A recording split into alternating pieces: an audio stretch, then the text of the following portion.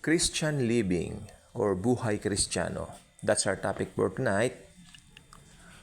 So, siyempre, wala na po tayong pag-aagam-agam. Nagsimula ang ating buhay Kristiyano the moment we receive the God of Gods, Jesus Christ, into our lives. Diba?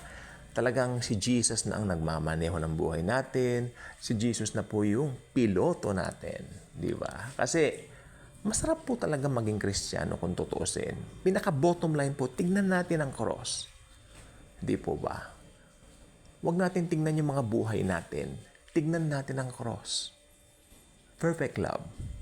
Shinower na po sa atin ng grace. Isinabog na ang biyaya. Diba? Lahat ng pagpapala nasa atin na pong mga Kristiyano. Huwag mong titignan yung mga obstacles. Huwag mong titignan yung mga pagsubok. Huwag mong titignan yung mga pang-araw-araw. It's not about us. It's about Him who loves us and gave Himself for us. Si Jesus. So, ano po ba nagiging kaisipan ng ibang Kristiyano regarding sa Christian living? Well, sa kanila po, lalo na yung mga hindi malalim sa grace, ang Christian living sa kanila ay talagang mas nakapokus doon sa mga pagdurusa. Diba? Meron pa nga pong nangaral, sabi niya, okay lang, maski mahirapan, pagdurusa. Well, itong gusto kong sabihin, kung nahihirapan ka, tumawag ka kay Jesus. Sapagkat nakalagay po sa Bible, lahat ng kahirapan, lahat ng sakit, kinuha niya na. Opo, lahat po tayo, alam ko po yan, on a daily basis, may mga iba't ibang dumadaan sa buhay natin na ayaw natin. Totoo po yan. Kanina nga lang po, Lord, sabi ko, Lord, marami pong mga bagay na gusto ko po, Panginoon, sana nandito pa rin, di ba? Tulad ng mga magulang namin, ng mga mababait na tao na ngayon wala na. You know what? Nung mga bata pa po kami, surrounded kami ng mababait na tao. Nasabi ko kay Jesus kanina, Lord, ba't po ganon? And then sabi ni Jesus sa Spirit sa akin, kasi ganyan talaga ang buhay sa mundo. That's reality of life here on earth.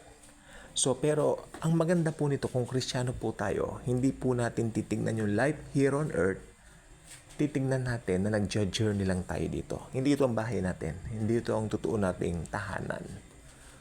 So, ang buhay Kristiyano po, kailangan nakasalig o nakaangkla doon sa dahilan kung bakit tayo tinawag na Kristiyano. O bakit ba tinawag na Kristiyano? Kristo. Yan. Christian. Christ. Di ba? Christ. Jesus. Jesus is the reason bakit tayo Kristiyano. Ang mga Kristiyano, makinig pong mabuti, importante ito. Tayo po ang asin at ilaw ng buong mundo. Tayo ang apple of the eye ni Jesus. Kaya, Jesus Juniors po tayo. Alam ni Jesus, ini-expect ni Jesus, bawat Kristiyano, papalpak pa rin. O, tingnan nyo. Medyo freeing, medyo ito yung malaya na pangangaral. Hindi po ito katulad nung inaasahan ni Jesus na gano'n. No, inaasahan ni Jesus, papalpak tayo. That's why He is our righteousness. Walang kabigatan na gustong ipapasan sa iyo ang Panginoon. Ang gusto lang ng Panginoon, ito. May mga Bible po kayo? Your Bibles, please, important. Okay. Please turn with me to, ito na, Colossians chapter 2, verses 6 to 7. Dalawang verse lang. Again, Colossians chapter 2, verses 6 to 7.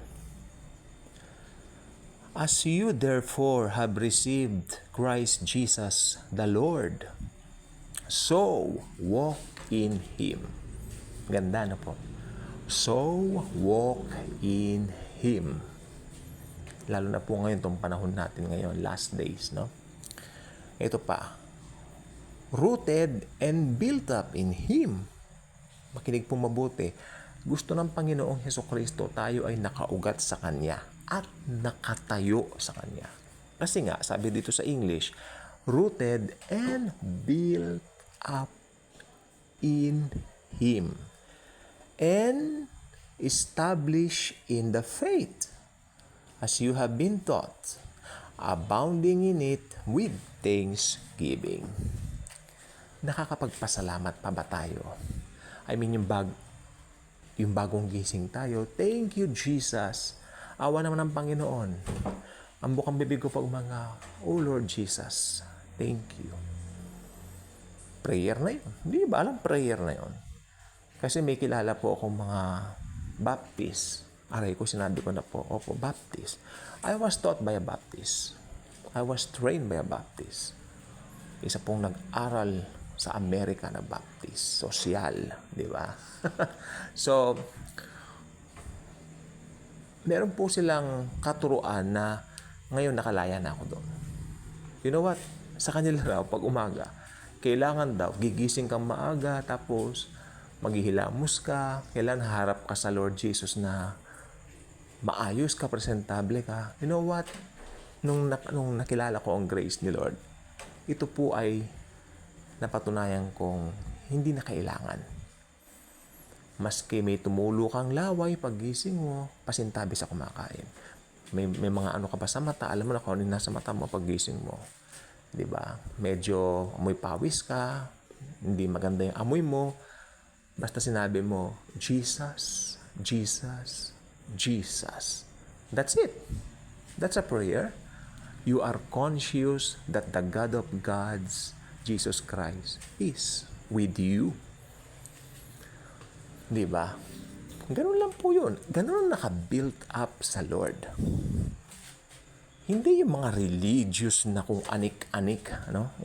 Ewan ko ba? Hindi po ganun. Kasi tignan po niyo ito. Ang sarap ulit-ulitin ng Colossians chapter 2 verses 6 to 7. As you therefore have received Christ Jesus the Lord, so walk in Him. Ang panahon po ngayon, excuse me po, humid. Masyadong mainit ang panahon. Umulan lang kakaunti. That's why, sabi ko, imbis na magsingaw ng malamig na panahon, nagsingaw pa lalo ng init. But in all things, we can do all things through Jesus. Di ba? So, okay na rin yan. Again, ulit natin. As you therefore have received Christ Jesus the Lord, so walk in Him, rooted and built up in Him and established in the faith. Established in the faith. Meron tayong mga yan ang establishmento ng aming magulang. Establish. Ibig sabihin, establish yan. Di ba? Kumbaga, ano na yan? Okay yan. Nakatayo na yan. May tindig na yan. Kaya na yan. Di ba? Dapat nakaroot tayo kay Jesus. Kumbaga, alam ni Satanas, establish na itong taong ito, Kristiyano to, hindi ko kaya to, Taning. Si Taning manginginig. Si Taning manginginig, maniwala kayo sa akin. Dahil nakikita na sa atin si Jesus, hindi na tayo. Rooted and built up in Him and established in the faith. As you have been taught. Yan, pakinggan niyo mabuti. Ano po? As you have been taught, abounding in it with thanksgiving. Okay? Gusto ko itong bigyan ng diin. As you have been taught. Kaya mahalaga nakikinig tayo sa mga pangangaral ng salita ng Panginoong Jesus dahil doon natututo po tayo. Pag natuto tayo, meron tayong pwedeng i-share sa iba. Di po ba? Kung Kristiyano ka tapos tumanda ka ng Kristiyano, anong verse ang alam mo? John 3:16. Matanda ka ng Kristiyano, John 3:16 pa rin. Hello? Hello naman. Hindi ba? Ilan taon ka ng Kristiyano? 50 years na. May alam kang verse sa Bible? Oo. John 3:16. Hindi naman po yata maganda yung ganon. Nakakatawa po pero may mga kilala po kaming ilan. Parang hindi nila binibigyan ng pahalaga yung pangangaral. Diba? At kailangan pag nakikinig ka, you mean it well, kumuha ka naman ng ballpen at saka papel, ilista mo. Maglista ka, ilista mo. Basa-basahin mo, ikumpara mo yung mga talatang nakuha mo doon sa Bible. Yan ang nag-aaral. Mag-self-study ka na lang. maigi pa. 'Di ba? As you have been taught, abounding in it with thanksgiving. Mahalaga po. So, ibig sabihin, may nakalagay po doon, as you have been taught, ng ano? Ng Bible. So, kasama po talaga sa buhay Kristiyano ang pagbabasa ng Bible. I am a Christian, tapos hindi ako nagbabasa ng Bible. Para mong sinabi na, I am a vegetarian, pero puro baboy at manok lang kinakain ko. Hello, what is that? Ano yun? Diba? Kristiyano ka. Pag Kristiyano ka, you belong to Jesus and you love His Word, the Bible. Kaya kung hindi ka pa nakasubscribe sa ating channel, I invite you to do so. Click the notification bell, share this wonderful video of grace about Jesus. And always and forever, thank you po sa inyong pakikinig. And Jesus truly loves us all.